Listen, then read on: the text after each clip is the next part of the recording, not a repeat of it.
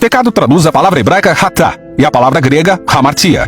O significado básico de pecado não é religioso. Hatá simplesmente significa falhar ou errar o alvo. Como quando a tribo israelita de Benjamim treinou um pequeno exército de especialistas em tiro com estilingue, e eles podiam lançar uma pedra em um fio de cabelo e não hatá, ou seja, não errar. Ou no provérbio bíblico que adverte contra tomar decisões precipitadas, porque é provável que você hatá o seu caminho, ou seja, erre seu destino. Então na Bíblia o pecado é uma falha em cumprir um objetivo. Mas qual objetivo? Bem, na primeira página da Bíblia aprendemos que cada ser humano é uma imagem de Deus, um ser sagrado que representa o Criador e é digno de respeito. Nessa maneira de ver o mundo, o pecado é uma falha em amar a Deus e o próximo deixando de tratá-los com a devida honra.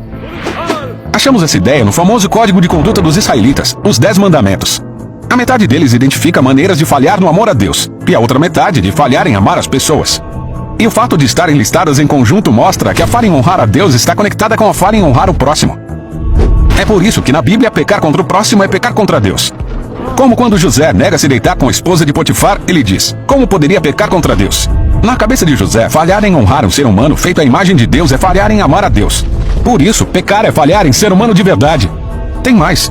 Tem uma coisa interessante sobre o pecado na Bíblia. Na maior parte do tempo, quando estão falhando, as pessoas não sabem, ou pior, acham que estão certas. Como quando o faraó quer fortalecer a economia do Egito e proteger sua segurança nacional. Na cabeça dele, isso justificaria escravizar os israelitas. Ele pensa que isso é bom e não percebe que é um fracasso total. Ou quando o rei Saul está perseguindo Davi pelo deserto para matá-lo. Ele pensa em levar um criminoso à justiça, até perceber que ele é o corrupto. Então diz: eu pequei. Eu sou fracasso. Então, o pecado é mais do que fazer coisas ruins.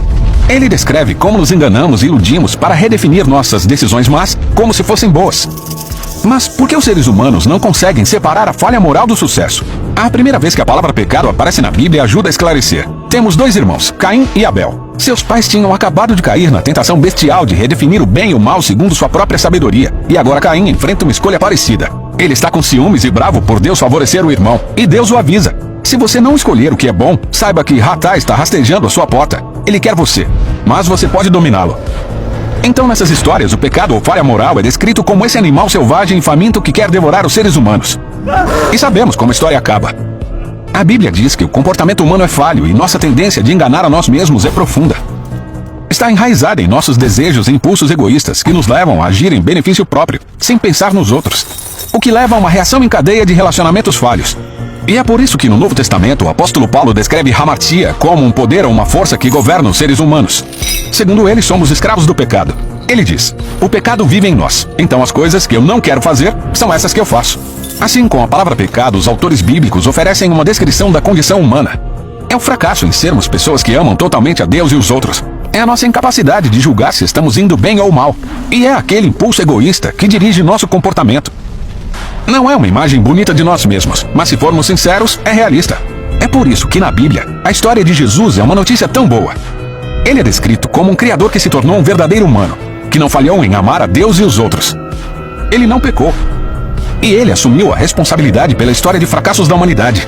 Ele viveu pelos outros, morreu por seus pecados e ressuscitou dos mortos para oferecer o dom da sua vida, que cobre as falhas deles. Ou, como disseram os apóstolos, ele não cometeu pecado e mesmo assim carregou nossos pecados em seu corpo na cruz, para que morrêssemos para os nossos pecados e vivêssemos para fazer o que é certo. E essa é a história por trás da palavra bíblica para pecado.